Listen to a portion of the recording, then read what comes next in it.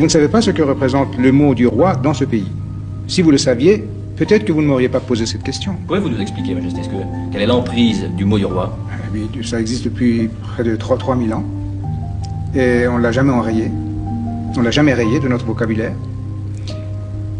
Et vous pouvez aller voyager dans un petit patelin du pays. Si vous dites le roi, eh bien il comprend. Mais si vous lui parlez de, je ne sais pas, des partis politiques, il ne sait pas ce que c'est.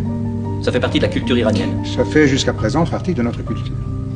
Majesté, si je vous demandais, la civilisation persane a eu une grande renommée, il y a eu beaucoup de chats, d'empereurs. Si je vous demandais à quel empereur vous voudriez ressembler, ou quel est celui que vous admirez le plus?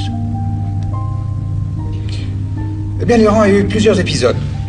Quelqu'un qu'on ne pourrait pas critiquer, c'est évidemment Cyrus le Grand. C'est le premier. Et le succès est toujours la meilleure garantie d'une renommée. Question pas seulement de chance, mais certainement d'habileté. Mais rien ne vous sert autant que le succès. Vous pouvez être un grand homme et échouer quelque part, peut-être pas de votre faute, peut-être par la faute des autres, et ensuite on vous oublie. Ou bien même on vous traite de quantité non négligeable. Mais Cyrus le Grand, eh bien c'est quelqu'un à qui on ne peut reprocher rien du tout. Il a créé l'Empire. C'est le premier qui a donné la charte de droits de l'homme à tout le monde. Il a libéré tous les peuples qu'il a conquis, tous les pays qu'il a conquis. Il a libéré les peuples.